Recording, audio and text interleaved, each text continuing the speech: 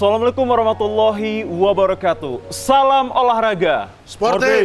Salam olahraga. Jaya. Dan pemirsa, apa kabar Anda di sore hari ini? Senang sekali kami hadir kembali menjumpai Anda dalam program Dialog Olahraga. Tentunya masih bersama saya Muhammad Azril Nasution.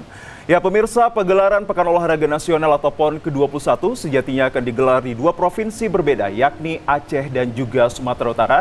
Dan tepat pada tanggal 8 hingga 20 September 2024, rakyat Indonesia akan bisa menyaksikan PON ke-21 tahun 2024 ini. Pada PON ke-21 ini akan menampilkan ragam disiplin olahraga, baik tradisional hingga modern, termasuklah di dalamnya Pertina atau Persatuan Tinju Amatir Indonesia. Lantas bagaimanakah kemudian Pertina untuk menyiapkan strategi agar bisa menampilkan yang terbaik pada PON ke-21 tahun 2024 ini? Dan apakah menjelang masuknya PON ini mereka masih memiliki kendala untuk menciptakan kemajuan dalam setiap latihan para atletnya? Bersama saya dan tentunya akan kita bahas dengan hadirnya narasumber yang hebat. Di hadapan Anda pemirsa telah hadir bersama kami yang terhormat Bapak Sabam Parulian Parsawaran Manalu, SEMAP, selaku Ketua Pemprov Pertina Sumut. Assalamualaikum, selamat sore Pak. Waalaikumsalam, selamat sore. Kabar baik ya Pak? Baik. Alhamdulillah kabar baik. Dan yang kedua pemirsa, untuk mempertajam informasi kita pada sore hari ini dengan tema yang menarik, strategi Pertina untuk torehkan prestasi ke-21 tahun 2024 ini, telah hadir bersama kami Kepala Pelatih yang terhormat Bapak Wah Murja atau Pak Anhar. Assalamualaikum Pak. Waalaikumsalam. Salam olahraga. Sporty. Salam olahraga. Jaya. Dan pemirsa, kami harapkan juga kehadiran Anda melalui telepon interaktif kami di 0811 6100 386. Sekali lagi di 0811 6100 386. Dan pemirsa, mungkin di layar kaca Anda tadi sudah kita opening dan tampak rekan-rekan atlet kita yang akan nantinya bertanding di PON 2024, kita sapa terlebih dahulu. Kalau saya katakan salam olahraga, jawaban pertama ataupun balasan dari rekan-rekan adalah suportif, dan yang kedua adalah jaya. Begitu ya Bapak-Bapak? Siap. Oke, kita mulai. Salam olahraga. Sporty. Salam olahraga. Jaya. Dan kami harapkan sportivitas Anda hadir nanti di PON 2024 nantinya.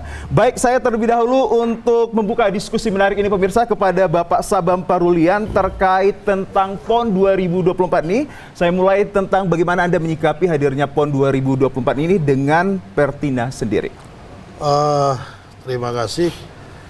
Kalau kita dari Pertina Sumatera Utara, kami para pengurus dan atlet ini memang sangat bersyukur karena kita tahu PON ini adalah putaran yang bisa sampai seperti Sumatera Utara ini terakhir kali itu menjadi tuan rumah itu tahun 54. Sekitar Berarti 71 silam. 70 tahun silam. Ya. Dan kemungkinan besar para yang mengikuti PON tahun 54 itu sekarang udah gak ada lagi tuh Bang, semua. Karena itu kita sangat bersyukur sekali bahwa tahun ini kita bisa menjadi tuan rumah PON yang ke-21, walaupun itu berbagi dengan Provinsi Aceh. Dan kami sangat bersyukur juga karena tinju itu dilaksanakan di Sumatera Utara atau di tempat kita sendiri, dan ini menjadi satu kebanggaan tersendiri buat kami dari Pertina Sumatera Utara dan begitu semua atlet-atlet di Sumatera Utara ini. Ya, itu juga menjadi harapan kita khususnya bagi warga Sumatera Utaranya. Baik, saya masih berbicara kepada Anda Pak Sabam, kalau kita kaitkan terhadap beberapa bulan lagi ini, kurang lebih sekitar 5 bulan lagi atau 4 bulan lagi ya, kita akan menghadapi PON ke-21 tahun 2024 ini. Dari Pertina sendiri, apa yang menjadi kesiapan dan persiapan matangnya? Pastinya tinggal sisa itu 3 bulan 2 minggu lagi, karena tanggal 8 Ya. September sudah dimulai PON atau pembukaan PON, dan tinju sendiri itu dipertandingkan mulai tanggal 10 rencananya. Nah, kalau kita dari Pertina Sumatera Utara, sejak berakhirnya PON 20 di Papua, karena pada waktu itu kita mengirimkan ada 5 atlet, kita hanya mampu membawa 1 medali. Ya memang medali yang kita bawa itu adalah medali emas yang atas nama petinju kelas 67, tadinya 69, atas nama Sarohatua Lumban Tobing. Oke. Dan kita nggak mendapatkan medali yang lain. Tahun ini berkaca dari situ sudah Pertinas Sumatera Utara sejak 2022 sudah mempersiapkan diri, dan karena itu kita menargetkan ada 10 medali emas untuk PON ini, dan kita akan menjadi juara umum di cabur PON, dan kami juga menargetkan seluruh atlet Sumatera Utara itu mendapatkan medali. Amin. Ya, 20 kelas yang kita pertandingkan, kita full kelas dari mulai putra itu 48 sampai 86 dan putri mulai dari 48 sampai 70 itu semua kita harapkan mendapat medali emas, dan kita mendapatkan medali, dan kita menargetkan separuh medali emas itu kita rebut dan kita bawa tinggal di Sumatera Utara, dan kita menargetkan juara umum. Baik. Dan untuk itu kita sudah buat persiapan sejak 2022 sampai hari ini. Dan ini atlet-atlet yang kita bawa ini sebenarnya kita datang, mereka ini mengikuti training camp di Dairi. Di Dairi sudah 3 bulan terakhir ini mereka di Dairi untuk pematangan dari sisi fisik. Karena kita adalah olahraga full kontak, fisik itu sangat mempengaruhi, maka sudah 3 bulan terakhir ini mereka ini sudah di Dairi untuk tes fisik. Baik. Mengikuti. Baik, itu dia tadi perspektif awal dari Pak Sabam untuk membuka informasi kita terkait tentang PON ke-21 yang sejatinya akan digelar beberapa bulan lagi. Saya coba untuk beralih ke informasi lainnya, datang dari Pak Wah Murja atau Pak Anhar ini. Selaku Kepala Pelatih, Pak, apa mungkin yang menjadi strategi Anda untuk bisa mencapai target yang siogianya ini diungkapkan dari Pak Sabam tadi? Ada 10 medali emas yang kita harapkan hadir. Oke, terima kasih. Pertama sekali kami dari tim pelatih, ya, kita ada 5 orang pelatih teknik, 1 orang pelatih fisik, dan juga bersama dengan atlet-atlet berdiskusi, kemudian mempelajari teknik-teknik, video-video lawan yang bakal kami hadapi nantinya di PON nanti dari seluruh Indonesia. Jadi dari Prapon 1, Prapon 2 sekarang sudah terkumpul sekitar 160 petinju, itu masing-masing di kelasnya sudah tahu calon bakal lawan kita, dan ini sudah kita pelajari. Jadi ada waktu tersisa ini kita fokus lebih memperdalam teknik dan juga mempelajari tentang kelebihan dan kelemahan lawan. Oke. Gitu. Kalau berbicara tentang kelemahan dan kelebihan lawan, yang kita inginkan dari Provinsi Sumatera Utara ini, dia memiliki kekuatan di mananya, Pak? Selain kata fisik lah, kalau biasanya orang Batak kan fisiknya kuat-kuat. Seperti apa? Saya berharap atlet-atlet kita ini nantinya bertanding dengan penuh semangat. Ya, bertanding di daerah sendiri harus menguasai lawan daripada kita jadi penonton. Itu aja. Ya, baik. Kemudian saya juga ingin mengetahui, Pak, supaya kita menjadi informasi kita, mengingat PON untuk yang ke-21 ini, Pertina ini akan menargetkan medali emas. Mengapa optimis sekali untuk akan hal itu dari Pak Sabam tadi? Apa yang menjadi kontemplasi ataupun cerita kilas balik kita dari yang kemarin-kemarin bisa dipetik? Pertama sekali, setiap PON itu, ya, setiap ada turnamen itu akan muncul juara-juara baru. Ya, inilah yang sekarang kita persiapkan. Jadi anak-anak kita ini kita siapkan untuk menjadi newcomer, jadi menjuarai PON ini, mengalahkan senior-senior mereka. Oke. Ya, jadi dengan program yang benar-benar tersusun rapi, ya, bersama seluruh pengurus, kita rencanakan segala sesuatunya tuh dengan penuh pertimbangan-pertimbangan. Baik, itu dia tadi menjadi harapan dari Pak Wah ataupun Pak Anhar ini untuk para atlet yang sejatinya ini telah duduk bersama kita untuk bisa menampilkan yang terbaik. Saya kembali ke Pak Sabam. Beberapa referensi yang saya baca bahwa Pak Sabam ini memiliki orientasi pada PON ke-21 ini tidak hanya sebatas prestasinya yang akan ditampilkan, tapi memiliki orientasi lainnya. Seperti apa itu, Pak Sabam, orientasinya? Ya, jadi sebenarnya kita ini sebagai pengurus tinju, kita berpikir bagaimana mempersiapkan para atlet ini, para anak-anak petinju ini bisa menjadi orang-orang yang berprestasi dan menjadi contoh untuk masa depan di dalam kehidupannya yang lebih baik. Ya. Mengapa? Karena kita sudah banyak contoh lah bahwa atlet-atlet tinju ini kebanyakan itu selesai dia masanya bertinju, setelah itu dia tidak Eksis. tahu lagi kemana-mana. Ya, bahkan yang lebih parahnya lagi bisa tidak punya kehidupan di depan. Udah banyak contoh lah yang kita lihat, baik itu petinju di Sumatera Utara, bahkan di Indonesia sudah banyak, dan ya kita sudah tahu Welles Pikal sendiri bisa menjadi hanya penjaga klub malam. Ya. Padahal dia itu adalah juara tinju dunia, kan begitu. Ya, bagaimana lagi anak-anakku ini yang hanya mungkin bisa berprestasi di PON dan kita harapkan nanti bisa berprestasi. Nah, karena ini adalah tinju amatir yang notabene membawa nama daerah, nanti dia juga membawa merah putih. Kita berpikir bahwa membina mereka ini untuk mempersiapkan mereka ini menjadi atlet yang berprestasi yang nantinya pemerintah, baik itu daerah atau provinsi atau pusat, dengan prestasi mereka itu bisa memberikan perhatian, dan dari situ mereka mempunyai masa depan ke depan. Karena itu kami sebagai pengurus memang betul-betul mempersiapkan mereka. Ya.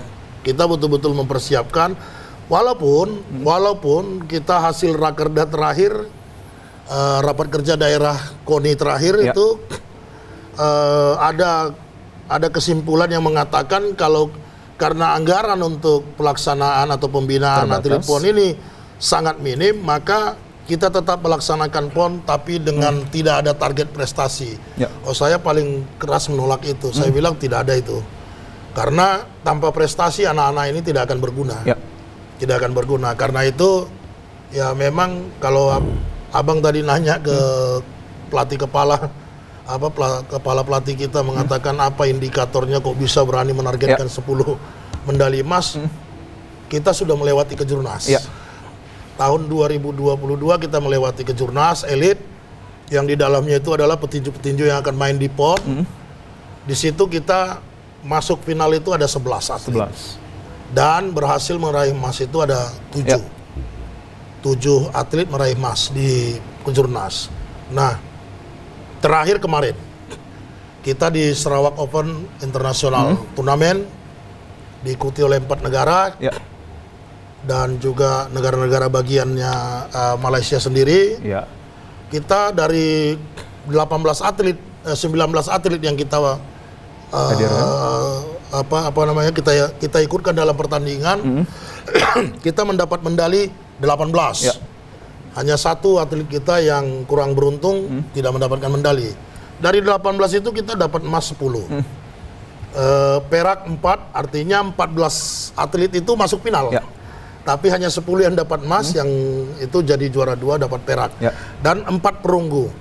Ini indikator-indikator yang kita lihat dari pembinaan yang kita lakukan, program yang kita sepakati, yang sudah berjalan, dan kita semakin yakin bahwa di PON ini target kita itu akan kita capai. Dan selain kita mendapatkan emas 10, kita juga mendapatkan penghargaan The Best Boxer. Wow, atau petinju excellent. terbaik itu atas nama atlet saya, Duta Fadila Simatupang.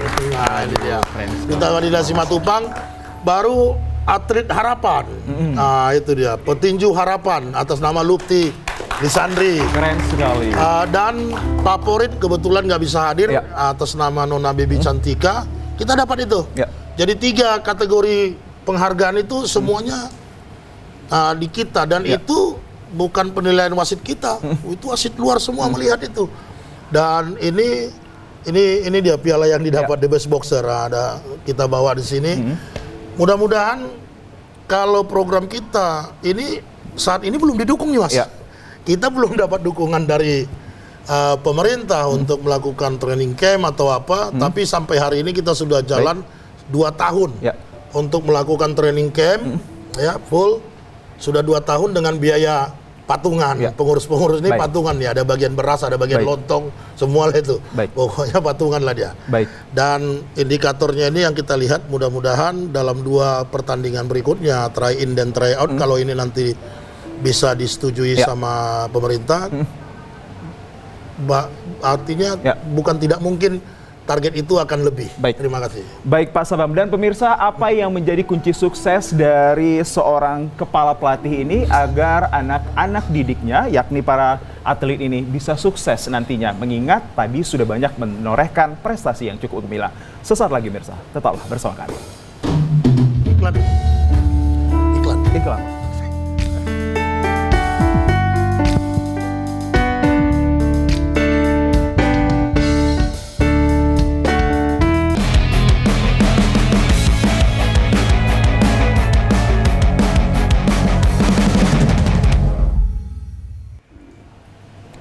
Ya, pemirsa, kemampuan fisik dan juga kemampuan teknik menjadi dua hal yang sangat berimbang harus dimiliki oleh seorang atlet. Lantas, tadi kita kalau sudah berbicara terkait tentang kiat sukses dari seorang atlet yang ditelurkan oleh dari kepala pelatih ini agar bisa mentorehkan prestasi-prestasi yang gemilang ini, apa saja menjadi kuncinya? Saya kembali ke Anda, Pak Wah. Seperti apa kunci sukses yang ingin kita ketahui dari Anda? Begini, untuk memperoleh suatu prestasi yang diinginkan, ya, apa yang sudah kita cita-citakan itu, pertama sekali kami menekankan kepada atlet bahwasanya pertama sekali jangan mengurangi porsi latihan, ya. Kemudian juga itu tadi syarat menjadi juara, kami ada 17 syarat. Syarat satu adalah latihan, syarat kedua latihan, syarat ketiga pun latihan, dan juga syarat keempat sampai 17 tetap latihan. Jadi latihan itulah kunci daripada sukses. Weekend. Di antara saya lihat di sini ada mungkin pemirsa kita coba untuk berdialog ya Pak Wah, ya, untuk menanyakan langsung terkait tentang persiapan dari seorang atlet ini. Saya terlebih dahulu mengajak seorang atlet prianya yakni Abang Duta Fadila, benar ya? Boleh berdiri. Ya, selamat sore Bang Duta. Bang Duta, Anda terpilih sebagai atlet dari Pertina yang akan mewakili di PON 2024 nanti ini. Apa saja yang mungkin menjadi persiapan matang Anda, Bang Duta? Ya, terima kasih. Terutama saya sudah untuk PON ini sudah siap sekali. Untuk latihan serius dan ikut arahan pelatih. Ya, itulah sudah pastinya saya sudah siap kali untuk PON ini. Sudah siap secara mental juga ya? Siap, sudah. Baik, Bang Duta, banyak juga ini mungkin pemirsa ataupun adik-adik yang sedang menonton ini, apa yang menjadi pengalaman berharga Anda ketika menjadi seorang atlet Pertina sendiri? Ya, saya untuk adik-adik tinju di Sumatera Utara ini dan kawan-kawan semangat untuk menuju PON-nya. Semoga kita dapat 10 emas, tercapai apa yang diinginkan Pak Sabam, Ketua. Baik. Masih berbicara kepada Anda, Bang Duta, untuk bisa kita ketahui pengalaman ataupun pencapaian dalam hidup Anda selaku atlet Pertina. Bisa diinformasikan ke kita. Juara. Apa saja yang pengalaman ataupun kemenangan yang Anda torehkan? Kemenangan saya, kemarin saya pernah juara kejurda di Siantar. Dan kemarin kejurnas juara 3. Dan Pangdam Bukit Barisan juara 1. Oke, kita kasih tepuk tangan. Luar biasa sekali Bang Duta ini. Saya sangat menarik sekali untuk berbicara kepada Anda. Mungkin di antara kedua bapak-bapak hebat ini, apa yang ingin Anda suarakan kepada mereka untuk mendukung kemajuan para atlet dan khususnya Anda sendiri? Ya, terutama buat Pak Sabam, kami seluruh atlet sangat senang kepada Pak Sabam. Karena Pak Sabam sudah membina kami dengan baik. Baik, terima kasih Bang Duta. Ya, kita coba pemirsa untuk beralih ke atlet putrinya. Di sana sudah ada Lutfi, benar. Assalamualaikum, selamat sore Lutfi. Waalaikumsalam, selamat sore juga Kabarnya Bang. baik ya? Ya, alhamdulillah baik. Ya, sama halnya dengan Bang Duta, saya ingin juga mewakili dari pemirsa ingin mengetahui sekali terkait tentang kesiapan dan persiapan Lutfi sendiri, mengingat untuk menjadi seorang petinju ini tidak gampang bagi seorang wanita. Mengapa Anda akhirnya memilih untuk hal demikian? Alhamdulillah, puji syukur saya ucapkan kepada Allah Subhanahu wa Ta'ala, sehingga sampai saat ini kami masih diberi kesempatan untuk hadir di acara dialog olahraga ini. bersama ketua kami, ketua Pertina yaitu Pak Sabam Parulian Manalu dan para pelatih, tentu Pak Ganda sebagai bendahara Pertina Sumut. Di sini saya mengatakan bahwasannya insya Allah kami para atlet sudah siap menghadapi PON Sumut Aceh ini dengan persiapan yang sudah dilakukan dari tahun 2022 dan tentunya segala program yang diberikan oleh para pelatih dan pengurus itu harus kami terima dan kami jalankan dengan ikhlas dan tentunya dengan semangat untuk mencapai tujuan yaitu target 10 emas. Oke, selama ini menjadi seorang atlet ini apa yang menjadi mungkin tantangan terbesar dari Lutfi? Tentunya kalau jadi atlet terutama sebagai petinju wanita itu tentu masih ada stereotip yang mengatakan bahwasannya ngapain jadi petinju gitu, toh perempuan itu harus jatuhnya bakal di dapur. Jadi saya ingin mematahkan stereotip itu bahwasannya perempuan itu bisa maju juga gitu. Banyak perempuan yang dapat merubah pandangan-pandangan negatif itu menjadi suatu kagum jadinya. Dan saya berharap di sini bahwasannya sebagai kaum wanita gitu para atlet wanita terutama para petinju jangan mau merasa direndahkan gitu karena kita juga bisa menunjukkan prestasi kita. Oke. That's good. Maybe one question had. What is your biggest achievement in your life? Apa capaian yang paling terbesar dalam hidup kamu selaku atlet? Alhamdulillah baru-baru ini pertandingan di Sarawak Open Boxing Championship yang di Malaysia. Saya berhasil meraih medali emas. Di semifinal saya berhasil mengalahkan petinju PON dari Kalimantan Barat dan di final saya berhasil mengalahkan petinju dari timnas Singapura. Ya. Untuk yang terakhirnya, apa yang menjadi harapan Anda supaya fair tadi ke sudah Pak Sabam yang datang dari Bang Duta, kini ke Pak Kepala Pelatih. Apa yang menjadi harapan Anda kepada beliau? Jangan kejam-kejam pastinya. Tentunya ucapan terima kasih itu nggak bakal putus kepada Pak Sabam Parulian Manalu dan tentunya keluarga karena Pak Sabam dan Ibu itu selalu membina kami, Bang. Kalau kepada Pak Wah sendiri selaku kepala Pak Wah atlet? tentu Pak Wah dan para pelatih lain seperti Kak Mala, Pak Nimrod, Pak Toga, Pak Udin dan para pelatih Medan yang lainnya dan pelatih dasar saya Pak Irintio Bakti tentu sangat berpengaruh bagi setiap atletnya, Bang. Tanpa jasa para pelatih kami ini apalah gitu, atlet ini nggak ada yang bina gitu kan, Pak. Jadi harapan saya ke depannya semoga tim ini selalu kompak, tim ini selalu korsa. Kalau misalnya ada kesalahpahaman di antara sesama kami gitu, harus kita saling bicarakan dan kita selesaikan masalah kita. Jangan baper cepat-cepatan ya. Dan juga jangan sampai masalah kita ini terdengar oleh yang lainnya gitu, baik provinsi lain gitu. Jadi harus habis di kita aja. Gitu. Baik. Terima kasih saya ucapkan kepada kedua atlet hebat ini yang tadi ada Bang Duta dan juga Lutfi. Semoga kalian bisa menampilkan yang terbaik nanti pada PON 2024. Kami titipkan sportivitas itu di tangan kalian. Terima kasih. Terima kasih, Bang. Baik. Ya, tadi kita sudah berbincang coba untuk tadi mendengarkan suara dari Bang Duta dan juga Bang Lutfi. Selaku kepala pelatih, apa yang mungkin ingin dibenahi kembali agar nanti adik-adik ataupun rekan-rekan kita ini bisa menampilkan yang impactful, Pak? Oke, terima kasih. Jadi yang ingin kita tingkatkan lagi pertama itu ya masalah disiplin, kemudian juga kesiapan daripada atlet untuk berlatih, kemudian memanfaatkan waktu istirahat yang maksimal karena kita kedepannya pun mungkin programnya makin bertambah, ya. Jadi diperlukan kesiapan baik dari pelatih maupun dari si atlet sendiri. Oke, untuk saya beberapa referensi yang saya baca bahwa untuk menjadi seorang petinju ini terkait kemampuan teknik juga menjadi prioritas yang sangat-sangat epik untuk bisa dipersembahkan. Ya. Selaku kepala pelatih, mungkin kemampuan teknik seperti apa yang Anda inginkan kepada rekan-rekan kita ini, Pak, nanti tampil ya? Jadi begini, ini tinju kan olahraga individual ya. Yang paling penting itu adalah faktor fisik. Faktor fisik. Faktor fisik sangat mendukung untuk teknik. Jadi faktor fisik ini perlu kita tekankan, kemudian teknik itu tergantung daripada jam terbang. ya, try out atau pertandingan demi pertandingan. Disitulah mereka akan menemukan jati dirinya, ya. Mungkin ada pukulan pamungkas atau gerakan-gerakan yang lebih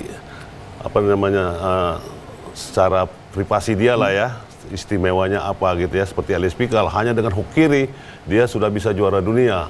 Itu mau kita matangkan.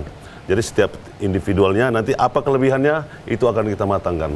Demikian. Oke, selaku kepala pelatih, apakah Anda sendiri yang akan melatih dari rekan-rekan kita? Kalau tidak salah saya ada 20 atlet, Ya. begitu ya? Ada 20 atlet. Apakah Anda sendiri nanti yang akan melatih mereka? Ya, kami dari tim pelatih, yaitu saya sendiri, kemudian dibantu dengan Togap Marbun. Silakan berdiri. Togap Marbun ini merupakan juga mantan petinju profesional, dan juga ada juga Pak Nimrod Manalu, Dr. Nimrod Manalu. Ini dia itu spesialis untuk fisik, ya, strength condition. Terus ada Pak Nurmala Deli, ya, petinju wanita. Inilah salah satu petinju wanita kita yang berhasil meraih. Tidak tampak beliau di sini ya? Tidak. Jadi beliau ini peraih medali emas tahun 2012 di PON Riau. Itu nanti kita khususkan untuk mengurus atlet-atlet putri kita. Kemudian ada lagi Liston Tampu Bolon, petinju dari Asahan, ya. Dulu beliau ini juga sudah banyak pengalaman. Jadi saya tidak sendiri. Ya, ada Najarudin Lubis tapi juga tidak hadir pada hari ini. Oke, baik Pak. Wah, kita juga ingin ketahui kalau untuk menjadi seorang atlet di Pertina ini terkait tentang durasi latihan dan juga mungkin nih latihannya di mana aja sih kalau untuk dari Sumut sendiri. Saya kembali ke Anda, Pak.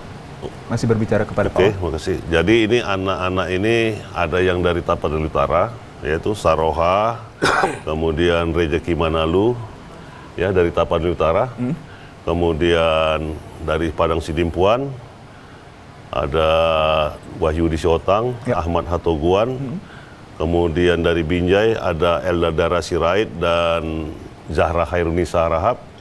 Kemudian sebagian besar dari Medan, kita Duta Padilla, seperti Lupti Lisandri, kemudian Iqbal Rasoki. Ini Iqbal Rasoki dan Duta ini kebetulan abang kakak beradik nih. Kakak beradik. Iya. Terus ada dari Labuan Batu, Sujen, ada dari Tebing Tinggi, Pargas, dan juga dari Deli Serdang, siapa David Simbolon. Nah, jadi mereka dari seluruh Sumatera Utara, inilah juara-juara di kelasnya yang akan kita ikutkan di PON. Oke, apakah mereka saat ini udah pemusatan latihan? Mereka dipusatkan latihan ini sejak 2022. Kemudian kita pakai sistem degradasi per 6 bulan, nanti ada yang berganti. Nah, jadi ini sudah tim 100%-nya inilah dia. Ya. Berbicara tentang degradasi, ada juga istilah dengan promosi bagi atlet yang juga bisa berprestasi nantinya mereka akan naik satu tingkat ataupun satu level. Bagaimana mungkin yang bisa dikatakan indikator yang bisa promosi ini, Pak, atlet? Apakah karena menang di PON langsung mereka menjadi senior seperti itu? Oh, kalau di tinju ini yang dikatakan senior itu usia. Usia doang? Usia, ya. Usia. Jadi 19 tahun dia sudah kategori elit, ya. Walaupun dia belum juara di senior tapi di elit, tapi dia usia sudah 19, maka otomatis dia masuk ke elit. Namun ada sebelum usia 19 dia sudah menjuarai di event-event, ya. Bahkan semacam Duta Fadila ini kan sebenarnya masih youth, ya, tapi kita sudah mainkan di elit dan dia berhasil. Jadi itulah seperti promosi dia, ya. Nah, itu. Baik, itu dia menjadi informasi kita terkait tentang degradasi dan juga promosi yang siogianya disampaikan oleh Pak Kepala Pelatih. Kembali lagi pemirsa, untuk memenangkan PON ke-21 ini, sarana dan prasarana latihan dari para atlet ini juga sangat mendukung untuk terciptanya kemampuan-kemampuan mereka saat berlatih. Kalau dari Pak Sabam, untuk terkait tentang fasilitas dan sarana latihan dari para atlet kita, sudah menjamin Pak untuk menciptakan kemampuan yang lebih? 2017 kita sudah mendirikan Pusdiklat. Ya. 2017 kita dirikan Pusdiklat, 2018 kita persiapkan sarana prasarana untuk latihan, dan sejak 2022 para atlet ini sudah kita training camp kan, atau kita pusatkan di Pusdiklat kita, di mana Pusdiklat ini ada gornya, ada penginapannya, ada peralatan latihannya, semuanya itu kita siapkan Martubung ya Pak? di Martubung. Martubung, ya, di Martubung itu dengan daya tampung 75 bed. Ya. Nah, benar sekali sarana prasarana itu ya pastilah sangat menentukan, nah, kan gitu, sangat menentukan untuk keberhasilan dan menentukan prestasi daripada anak-anak ini. Maka itu kita Pertinas Sumatera Utara ini sangat intens dengan itu. Nah, di Pusdiklat semua itu sudah ada yang namanya gym, ada namanya angkat beratnya, ada namanya samsak, apa semua glove, semua kebutuhan anak-anak ini kita siapkan di Pusdiklat untuk sarana latihannya. Tapi ya bagaimanalah kemampuan kita kalau kita ini kan masih swadaya. Ya. Karena pemerintah sebagai tuan rumah kita, ini juga ini kecewanya kita sampai hari ini tinggal 3 bulan lagi pelaksanaan PON, peralatan untuk latihan sama sekali belum ada diberikan kepada kita. Dan kalau buat apalah itu nanti kalau dikasihnya bulan 9 kan udah bertanding. Jadi memang ini perlu juga kami suarakan bahwa kepada pemerintah, begitu capeknya lah bapak-bapak kami pemerintah Provinsi Sumatera Utara ini sebagai tuan rumah membuat venue yang sangat luar biasa, membuat panggung yang sangat mewah. Kalau toh juga nanti yang naik ke panggung itu adalah anak-anak provinsi lain kan menangis kita melihatnya kan. Kita berharap panggung yang begitu mewah kita buat itu menjadi tempatnya anak-anak kita untuk menorehkan prestasi, menunjukkan diri yang berprestasi. Nah, itulah kendala kita saat ini. Maka sampai hari ini belum ada. Namun begitu seperti yang saya katakan tadi, ya kita provinsi ini, pengurus provinsi sudah bertekad bahwa semua yang dibutuhkan anak-anak ini untuk bisa berprestasi sampai hari ini masih bisa kita penuhi, dan mudah-mudahan ya bisa ditanyakan kepada anak-anak. Saya pikir lumayan cukup lah untuk mereka, untuk bisa mereka menjadi berprestasi. Maka itu bendahara saya itu Simbolon, kalau dia itu jenggotnya udah makin habis gara-gara memikirkan anggaran untuk anak-anak ini semua. Karena jujur saja itu sangat berat. Kita punya banyak kawan. Kalau saya sebagai ketua nggak banyak duit, tapi banyak kawan. Relasi ya. Ya, kawan-kawan bisa membiayai makan, kawan-kawan bisa membiayai ini itu, membantu. Dan akhirnya kita bisa menjadi juara umum di Open Turnamen Sarawak champion boxing ya. Itu kita dapat, Bang. Dan Baik Pak Sabam, kalau untuk kita kaitkan terhadap bahwa Persatuan Tinju Amatir Indonesia Sumatera Utara ini berkomitmen untuk dapat menyumbangkan prestasi terbaik bagi kontingennya di PON dengan mengincar 10 medali emas. Dengan sarana yang minim ini, mengapa hal itu sangat Anda pacu atau Anda membuktikan kepada pemerintah bahwa Pertina ini bisa juga kok untuk berprestasi begitu? Ini masalahnya di Indonesia ini. Dan ini bukan hanya di Sumatera Utara sebenarnya. Kita ini macam telur sama ayam, mana duluan? Pemerintah mengharapkan anak-anaknya itu berprestasi, lalu dihargai. Sementara anak-anak ini mengharapkan dibina supaya bisa berprestasi. Nah, kita ini yang jadi posisinya bingung nih, mana dulu ini, prestasinya dulu atau dibina pembinaan dulu. Jadi akhirnya karena kita lihat nggak ada ujungnya, maka ya Pemprov Pertinas Sumatera Utara mengambil kesimpulan tidak ada prestasi tanpa pembinaan. Tapi tahan sebentar Pak Sabam, itu kita kalau melihat di layar sudah ada tampil visualisasi itu terkait tentang pertandingan dari Bang Duta mungkin ya? Itu saat kapan itu Pak? Boleh diinformasikan kepada masyarakat? Tanggal 10 kemarin. Tanggal 10 kemarin di apa kan? Ini si Duta nih, si Iqbal apa si Duta?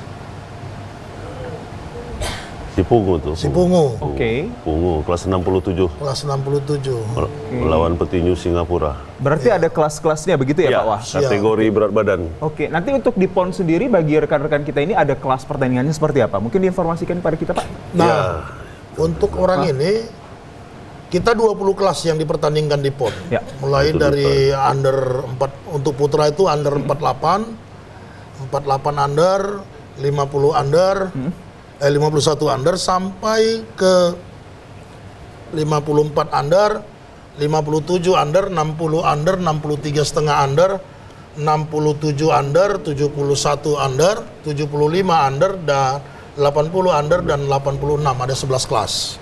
Untuk putri under 48, under 50, under 52, under 54, under 57, under 60, under 63, under 66 dan under 70. 9 kelas. Oke. Jadi 11 tambah 9 20 kelas. Oke. Itu yang dipertandingkan di PON nanti, dan anak-anak kita ini semuanya ikut di semua kelas. Dan kita yakin anak-anak ini bukan hanya sekedar Ya. ikut ini. Ya, emang betul-betul pantas untuk mengikuti. Ya. Gitu dia. Baik pemirsa, dan seperti apa pula terkait upaya bagi kepala pelatih ini untuk selalu memberikan pembinaan maupun program-program latihan yang menyenangkan tapi edukatif bagi mereka. Sesaat lagi kami akan hadirkan.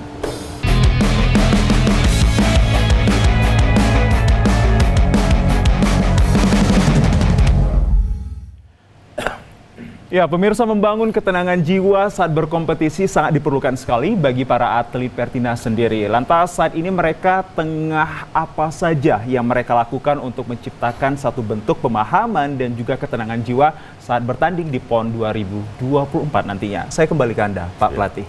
Saat ini seperti apa yang akan diberikan kepada rekan-rekan kita? Ya, terima kasih. Jadi kita ini saat ini kita akan memupuk ya, pertama rasa percaya diri mereka, kemudian kita sudah berikan latihan fisik, teknik, tapi kapan itu digunakan ya, mungkin dengan lawan yang lebih tinggi bagaimana harus bermain, dengan lawan yang lincah bagaimana harus bermain ya, kemudian bagaimana pertahanan dan kapan memukul ya, ada saatnya memukul, ada saatnya tidak memukul ya, misalnya seperti pada saat lawan menyerang, kita nggak perlu menyerang, bisa saja kita menghindar ataupun mengkanter atau inilah yang perlu kita lakukan di hari-hari belakangan ini.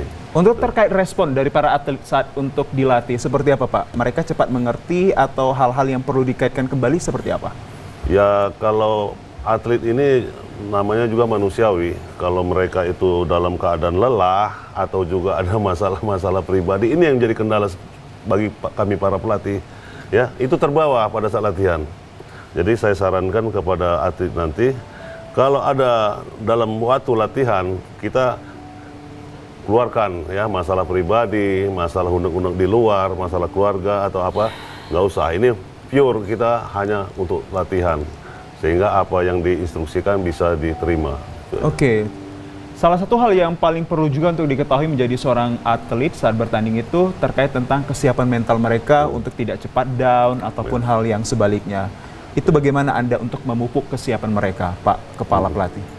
Kalau untuk itu kepercayaan ya, percaya diri, itu kita harus memberitahu kepada dia bahwasanya Anda itu punya potensi ini loh, kelebihanmu ini, ya. Nah, jadi dengan menyadari kelebihan dia, maka rasa percaya diri dia itu akan naik. Nah, Dan di sisi lain, Ya. kita juga sudah mau menjalin kerjasama dengan salah satu universitas untuk membantu mereka dari tenaga psikologi, Ya. untuk membangkitkan semangat mereka, membangkitkan Mood mereka. kepercayaan dirinya, lalu menghilangkan apa yang menjadi beban mereka, karena kita tahu juga ada juga psikologi olahraga. Ya. Nah, baru